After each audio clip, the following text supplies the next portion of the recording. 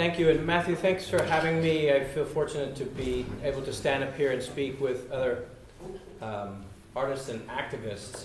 I moved to Mallorca 11 years ago from New York, where I was an actor, a designer, living and working in Manhattan, off Broadway and on Broadway.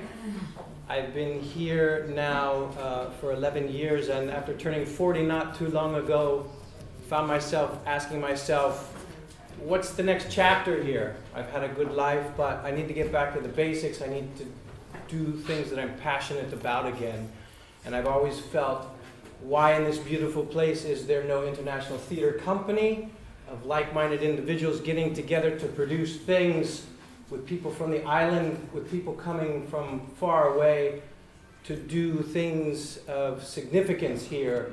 And it was with this inspiration that I felt, met three other ladies, and we formed Isla Theater Project to do just that, to produce theater of significance here with locals and with international people coming from all over, and to also work with outreach, to go into the school systems, to bring theater and performance arts to them in some environments that, for economic reasons or different reasons, students aren't having the opportunities that I was so lucky to have growing up, where I could be in a play, I could work with clay, I could spin a pot, I could work in photography and have a darkroom and all of that. So these were important things for me to be able to bring not only to myself here, but to my kids in their school and to other locals.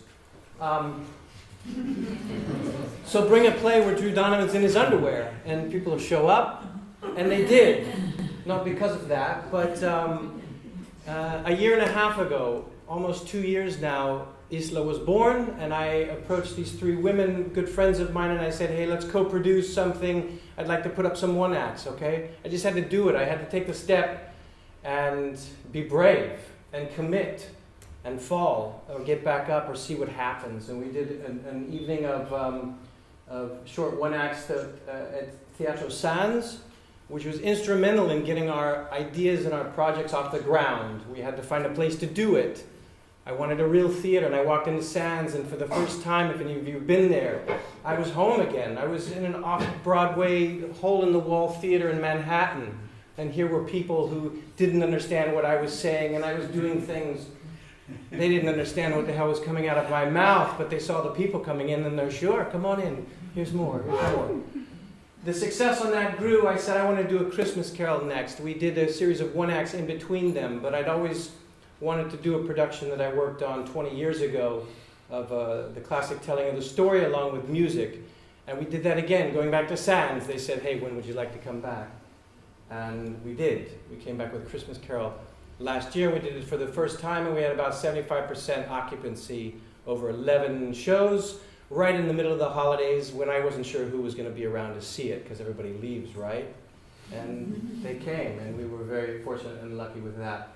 Through the success of that, we went on to our next project, El Tren de Sawyer, a co-production with Mallorca Musicals, and we put it up at the Sala Augusta. We went into the Sala looking for a spot to do something where we would have enough people to come and see, and we had to build a stage, and we had to put up rigging and everything because it was a movie theater.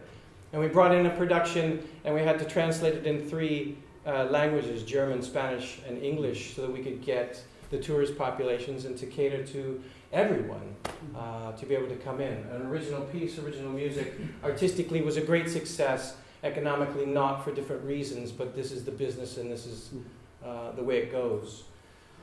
Right on the heels of that, here we are now in a week. This Friday we open the second annual show of Un Cuento de Navidad. And this year we're fortunate to go to the Catarina Valls, the Teatro Municipal, where we've been invited to do it for 2 weeks in English at a Catalan theater. Wow.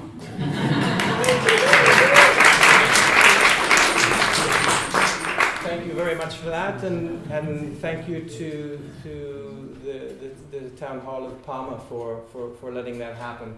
We're very fortunate with with where we're going with these types of things. We're getting into the schools, and we already have, and we hope that that continues to develop into something that is truly lasting, like a Christmas Carol, where we can bring it back year after year and it can become a traditional thing. Thanks for your time.